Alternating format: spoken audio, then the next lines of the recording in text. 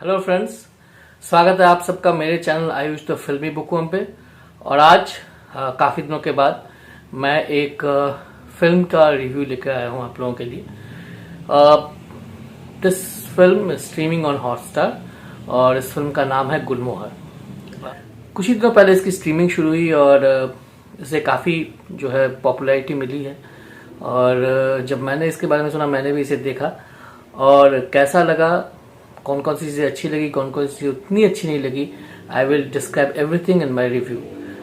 Before I start my review, अगर आपने मेरा चैनल सब्सक्राइब नहीं किया है तो प्लीज़ प्लीज़ प्लीज़ मेरा चैनल सब्सक्राइब कीजिए और पास जो बेल आइकन रहता है उसको क्लिक करना मत भूलिए। अगर बेल आइकन आपने क्लिक किया तो आपको अपडेट्स रेगुलरली मिलते रहेंगे। तो चलिए let's start the review of Gulmohar. Gulmohar एक साउथ दिल्ली के एक घर की कहानी है, एक परिवार की कहानी है जो कुछ ही दिनों में अपना जो मकान है जिसका नाम गुलमोहर है एक्चुअली, उसको बेचने वाली है और वो लोग शिफ्ट करने वाले हैं वहाँ से। तो अचानक जो इस पूरे फैमिली की मैट्रियार्क है जिसको शर्मिला टैगोर ने प्ले किया है, उनका नाम कुसुम है। तो कुसुम डिक्लेयर करती हैं कि कुछ क्यों ना कुछ दिन और हम यहाँ रह लें, 3-4 दिन, और जो होली है जो आने वाली है उसको क्यों ना हम मनाकर फिर यहाँ से जाएं। तो इससे कुछ लोगों को हैरानी होती है क्योंकि जो घर बेचने का आइडिया था वो कुसुम का ही था और इसका जो कोई रीज़न है वो भी किसी के पास क्लियर नहीं था। घर में जो फैमिली मेम्बर्स हैं, जैसे उनका एक बेटा है जिसे मनोज वाजपेयी ने प्ले किया है, उनकी बहू है इंदु या इंदिरा, सिमरन ने उसे प्ले किया है, उनके जो पोती पोते हैं और उनके और भी फैमिली, एक फ्रेंड है और भी कई लोग हैं, वो काफ़ी हैरान हो जाते हैं उनके इस डिसीजन से। हालांकि वो पार्टी देते हैं और इस डिसीजन का वो वेलकम करते हैं। तो इन 4 दिनों में क्या होता है कि फैमिली के काफ़ी सारे, जैसे कहते हैं स्केलेटन्स इनसाइड द कबर्ड, वो बाहर निकल के आते हैं और कैसे ईच फैमिली मेम्बर उन इशू से डील करता है और उससे उभर के आता है, यही इस फिल्म की कहानी है। और इससे ज़्यादा मैं आपको बताना नहीं चाहता, इससे ज़्यादा बताने से स्पॉइलर हो जाएगा। तो इस फिल्म के पॉजिटिव्स और नेगेटिव्स को डिस्कस करते हैं। इससे पहला जो पॉजिटिव पॉइंट है इस फिल्म का, वो है इस फिल्म की performances. Obviously this film is not a star studded one, but it's a film which is studded with great actors and actresses.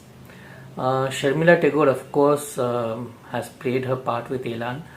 वो अपनी एज के हिसाब से बहुत ही ग्रेसफुल है अभी भी उनमें वो स्टाइल डिवा वाला जो उनका जो सोफिस्टिकेशन पर्दे पे झलकता था वो अब भी काफ़ी हद तक झलकता है और बहुत ग्रेसफुल उनका जो पॉइज है बहुत बहुत कमाल का है। और उनकी एक्टिंग तो हमेशा से अच्छी रही है और मुझे कम से कम उनकी एक्टिंग हमेशा ही अच्छी लगी है, वो बंगाली फिल्म में हो या हिंदी फिल्म्स में हो। यहाँ पे उन्होंने बहुत अच्छी तरह से अपने किरदार को निभाया है। मनोज वाजपेयी, अब इस एक्टर के बारे में मैं क्या कहूँ, मैं इस एक्टर का बहुत बड़ा फ़ैन हूँ और मनोज जी की बहुत सारी वेब सीरीज़ या फिल्मों को मैंने रिव्यू भी किया है अपने चैनल पे। तो मनोज वाजपेयी ने यहाँ पर भी बहुत ही खूबसूरती से अपना किरदार निभाया है। जो उन्होंने किरदार निभाया है तो उसमें बहुत सारे शेड्स हैं और क्या शेड्स है वो तो मैं आपको नहीं बताऊंगा, वो तो आपको फिल्म देखने के दौरान पता चलेगा। लेकिन मैं ये कहूँगा कि उनका जो डिलेमा है, उनका ईगो जब हर्ट होता है, उनका जो गुस्सा है, दुख है, इस कैरेक्टर को बहुत खूबसूरती के साथ मनोज वाजपेयी ने निभाया है। उनकी वाइफ के कैरेक्टर में सिमरन, शी रियली सरप्राइज्ड मी। सिमरन को बहुत पहले 90s में हिंदी फिल्मों में मैंने देखा था, उसके बाद तमिल कुछ फिल्मों में भी देखा था। I always knew that she is an able performer, पर यहाँ उन्होंने मेरे एक्सपेक्टेशन से बढ़ के एक्टिंग की है। स्पेशली एक होटल में कमरे में एक सीन है विद मनोज वाजपेयी, वो सीन मतलब बहुत ही इम्पैक्टफुल है और वो सीन इम्पैक्टफुल है तो सिमरन जी की वजह से है। She was excellent in that scene and she was excellent overall in the whole film. इसके अलावा चंदन रॉय जो पंचायत से काफ़ी फेमस हो गए हैं, उनका कैरेक्टर मुझे बहुत अच्छा लगा है। उनके कैरेक्टर को मैं थोड़ा और डिस्क्राइब करूँगा अपने सेकंड पॉइंट पे। इसके अलावा सूरज शर्मा, काफ़ी दिनों के बाद मैंने उनको देखा, और कुछ डेब्यूटेंट एक्ट्रेसेस ने यहाँ पे बहुत ही अच्छा काम किया है। जिस लेडी ने रेशमा का कैरेक्टर किया है बहुत ही अच्छा है। लेकिन मुझे सबसे बढ़िया जो काम इस फिल्म में मुझे लगा मेरे लिए, वो काम था अमोल पालेकर जी का।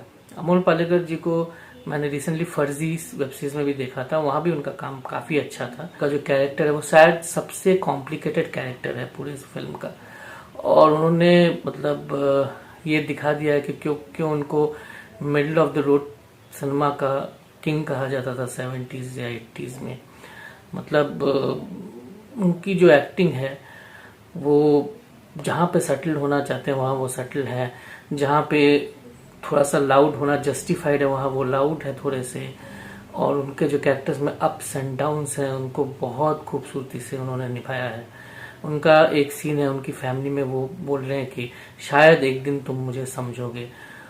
उस एक लाइन में उन्होंने बहुत कुछ कह दिया है अपने एक्सप्रेशन से, अपनी अदायगी से। बहुत ही बढ़िया एक्टिंग मुझे लगी उनकी। और विनोद नागपाल और तलत अजीज दोनों अपने अपने गेस्ट अपीयरेंसेस में बहुत जचे हैं, बहुत अच्छे लगे हैं। इसके अलावा जो रेशमा का कैरेक्टर हो या जीतू का कैरेक्टर हो या इरफान का कैरेक्टर हो, ये सारे कैरेक्टर्स भी बहुत अच्छी तरह से निभाए गए हैं। इसी से मैं अपने दूसरे पॉजिटिव पॉइंट में यहाँ आऊँगा। जब हम एक फैमिली की बात करते हैं तो सिर्फ फैमिली मेंबर्स ही नहीं होते उस फैमिली में, उसके एक्सटेंडेड फैमिली में जो लोग हमारे लिए काम करते हैं, हमारे जो सर्वेंट्स होते हैं, मेड सर्वेंट्स होते हैं, स्पेशली अगर वो हमारे घर पे ही रहते हो, जो वॉचमैन होते हैं, सिक्योरिटी का आदमी होता है, तो वो भी हमारी फैमिली का एक हिस्सा बन जाते हैं और चाहे ना चाहे वो हमसे भी जुड़ जाते हैं। तो यहाँ पर है ना, इस एस्पेक्ट को बहुत ही सेंसिटिविटी और बहुत ही खूबसूरती के साथ डील किया गया है।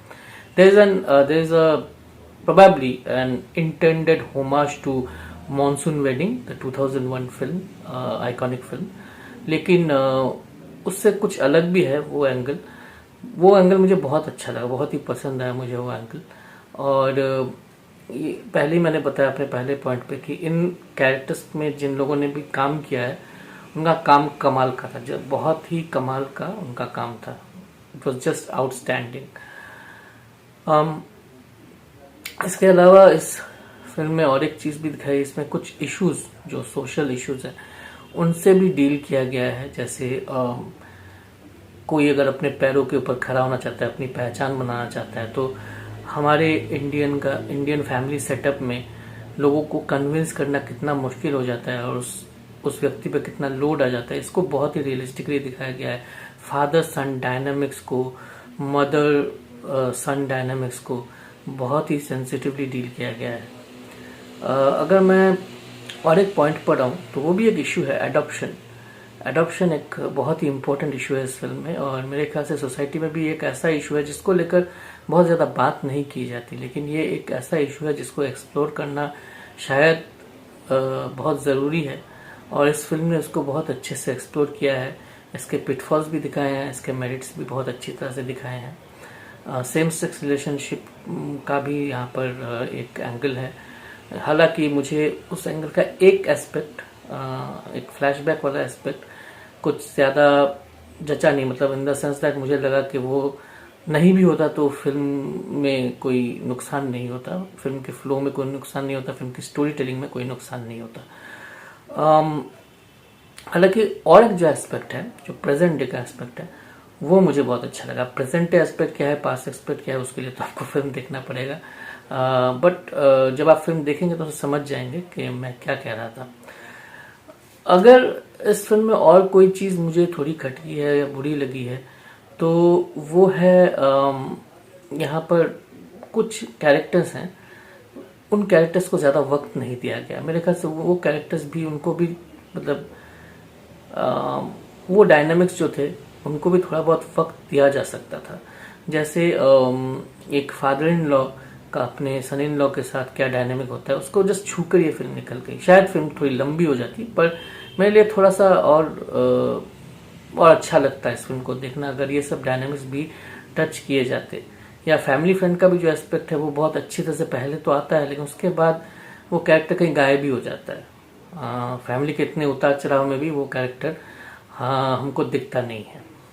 तो लास्ट में फिर से वो कैरेक्टर दिखता है और उनसे एक अच्छा बहुत एक डायलॉग भी बुलवाया जाता है, जिससे लगता है कि फिल्म ख़त्म नहीं हुई, फिल्म का लेंथ ख़त्म होने के बाद भी फिल्म कहीं और चलती रहेगी, ऐसा एक एस्पेक्ट है। लेकिन फिर भी मुझे लगा कि जो फैमिली फ्रेंड का रोल है जो तलत अजीज ने प्ले किया है उसको और थोड़ा समय दिया जा सकता था।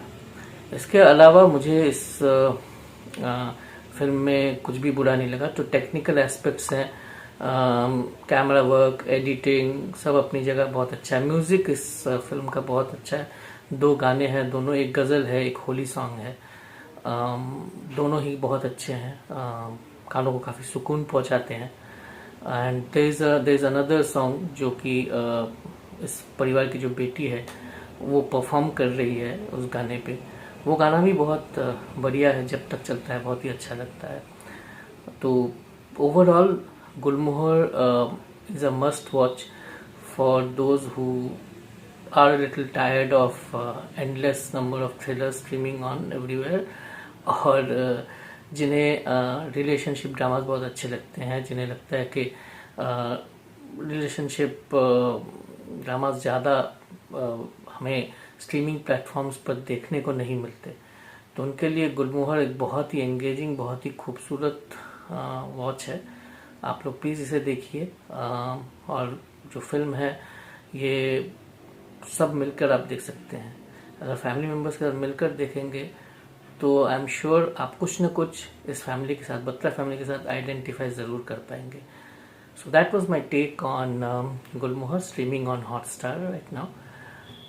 तो अगर आपको रिव्यू अच्छा लगा हो तो लाइक और शेयर ज़रूर करिएगा, और पहले भी कहा है please please please do subscribe my channel for more such reviews on films and on web series. से हाजिर होऊंगा मैं कुछ दिनों के बाद अगले एक्साइटिंग वीडियो के साथ।